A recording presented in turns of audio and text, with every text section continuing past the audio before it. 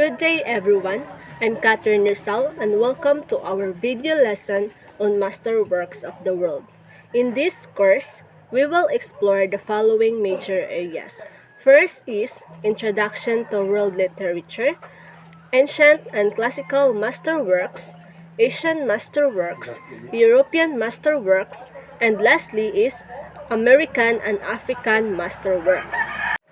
So by the end of the video, you will understand the meaning and importance of world literature, identify and describe major literary genres, and appreciate literature as a reflection of human experiences and society.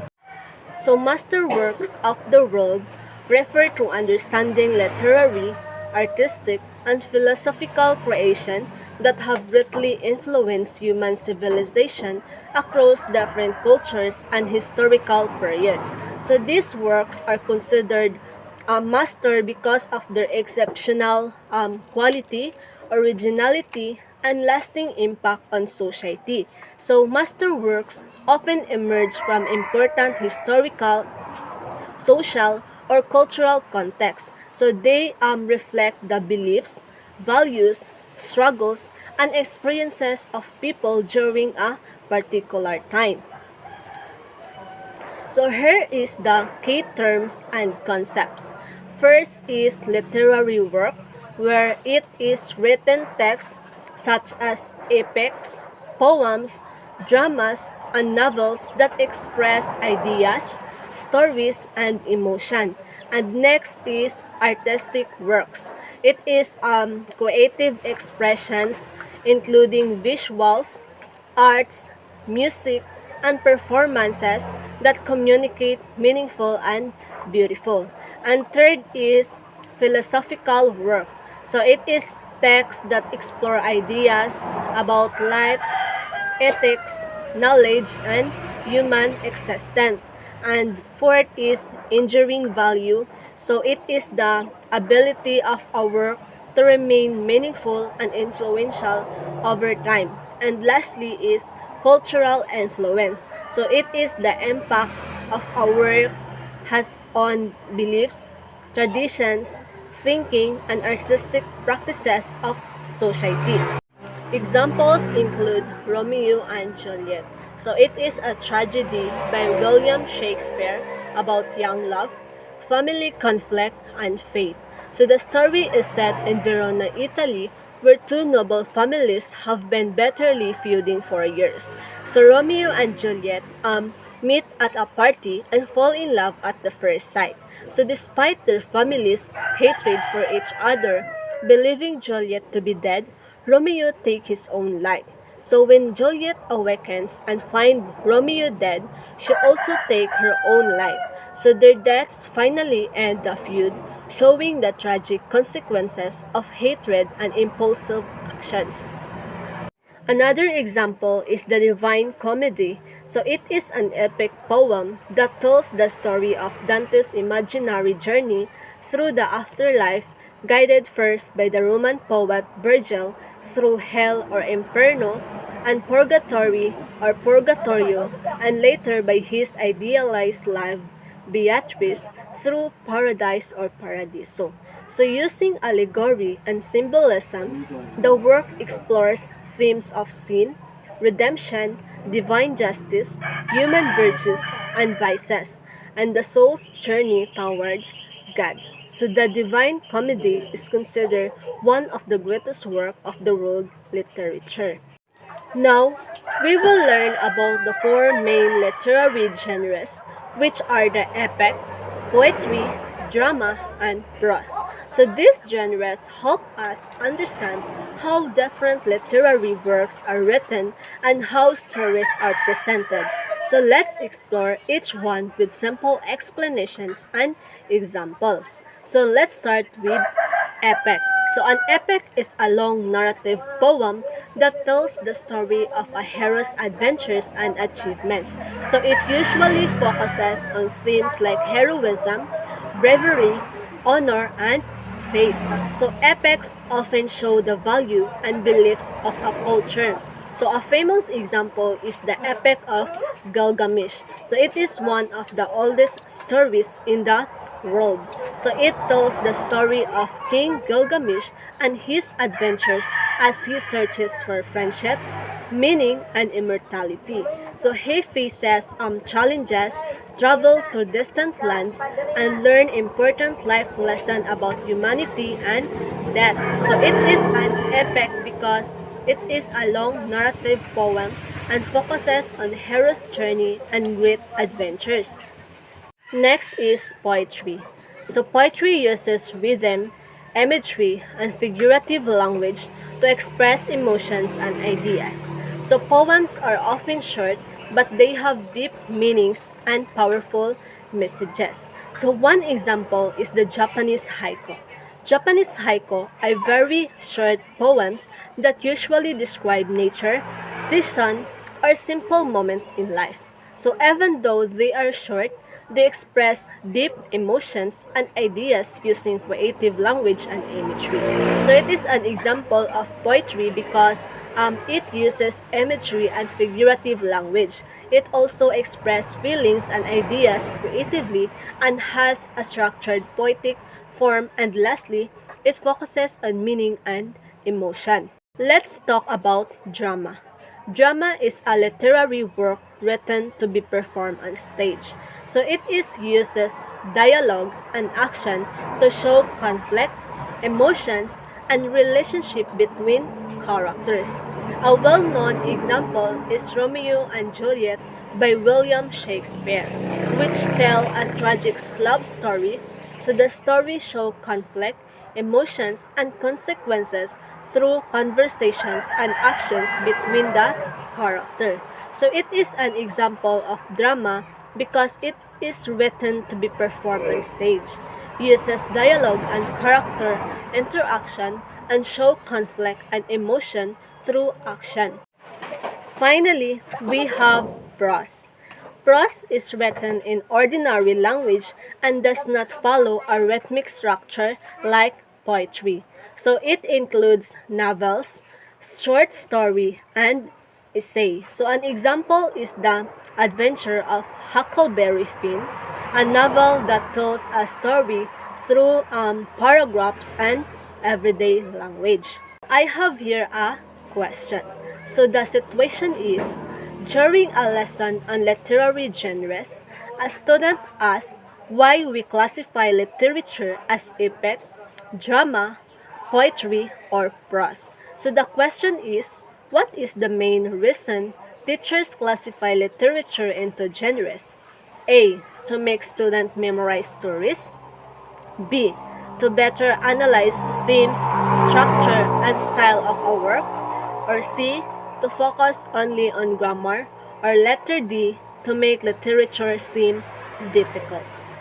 So the correct answer is letter B. So teachers classify literature into genres so students can understand how a text is written and what makes it unique. So knowing whether a work is epic, poetry, drama, or prose, it helps students analyze its theme, structure, language, and purpose more clearly. Ancient and classical masterworks, which are some of the oldest and most important stories in world literature. So these works reflects the beliefs, values, and traditions of early civilizations. So examples include the Epic of Gilgamesh, the Iliad and the Odyssey, and the Ramayana. So themes, heroism, faith, and honor. So across these ancient works, we see common themes. First is heroism, means showing courage, strength, and bravery, especially during difficult situations. So ancient stories often focus on heroes who face dangerous journey, battles, or challenges to protect others or prove their worth. So next is faith. It refers to the ideas that certain events are already decided and cannot be avoided. So many ancient characters believe that the gods or destiny control their future.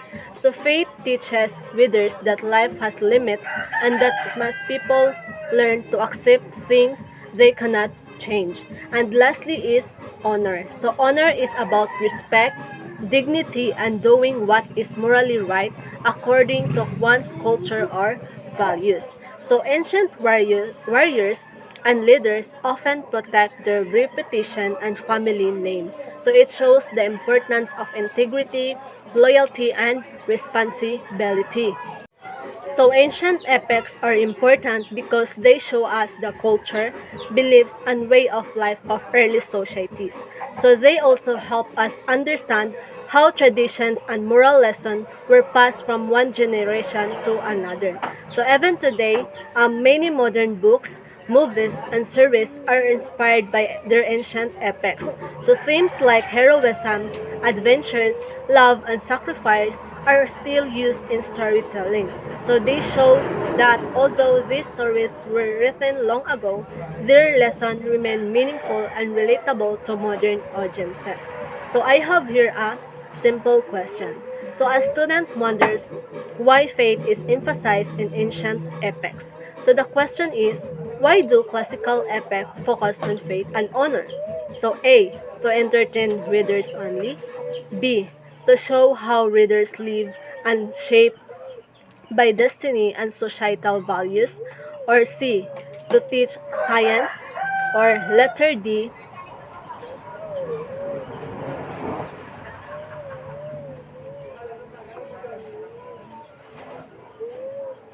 so I have here a question. So a student wonder why faith is emphasized in ancient epics. So the question is, why do classical epics focus on faith and honor? So A, to entertain readers only. B, to show how character lives unshaped by destiny and societal values. C, to teach science. Or D, to describe landscape. So the correct answer is letter B. Ancient epic often talk about faith because people in the past believed that a person's life was guided by destiny or higher power like gods. So the heroes in these stories face challenges that they cannot always control, which Asian master influences their These are important and well-known literary texts from Asian countries. So they help us understand the culture, beliefs, values, traditions of Asian people. So by studying these works, we learn how people in Asia think, live, and share wisdom through stories and poems. So these are the example of Asian masterworks. First, we have the Analects by Confucius. So this is a collection of teaching that focus on respect, discipline, kindness, and good relationship. So Confucius believed that a strong society begins with good character and responsible actions. So his ideas continue to influence education and leadership today.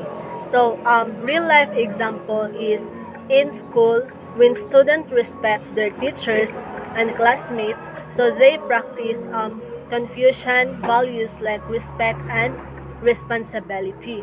Next is Japanese haiku. So haiku are very short poems, usually about nature and emotions. So even with only a few words, they create deep meaning and help readers reflect on simple moments in life. So for example, morning sun rises, so it has 5 syllable pattern. Birds sing softly in tall trees, it has 7 syllable pattern. And cool breeze touches skin has 5 syllable pattern. So that is an example of haiku. So next is the Panchan Tantra. It's a collection of ancient Indian stories written mainly for teaching wisdom and moral lesson. So most of the stories are used animals as characters to represent human behavior like cleverness, honesty, bravery, and friendship.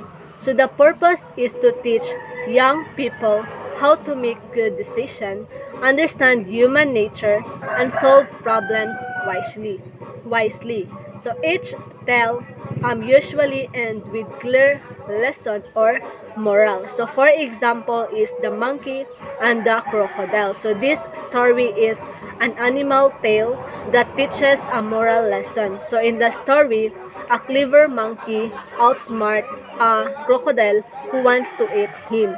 So the story shows how wisdom, quick thinking, and cleverness can help someone survive in danger. The Divine Comedy by Dante Alighieri is an epic poem that talks about journey through hell, purgatory, and paradise. So it explores sin, virtue, divine justice, and redemption using allegory. So the classic works reflect medieval Italian culture and teaches moral and spiritual lessons, so making it important for literature study and teaching. So the three realms in the Divine Comedy are first, Inferno or Hell, so a place where sinners face punishment for their wrongdoings. It shows the consequences of immortal actions and the justice of God. Next is Purgatorio or Purgatory.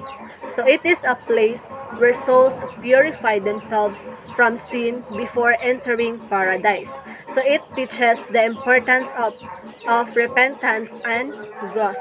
And lastly is the Paradiso or paradise or heaven. So a realm of divine bliss and eternal happiness. Souls experience union with God, symbolizing ultimate reward for virtue and righteousness. A student reflect on past mistakes and decide to improve behavior.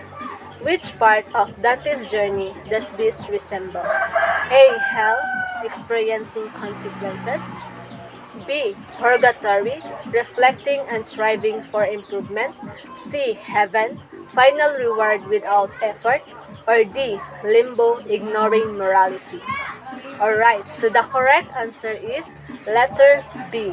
Purgatory, reflecting and striving for improvement.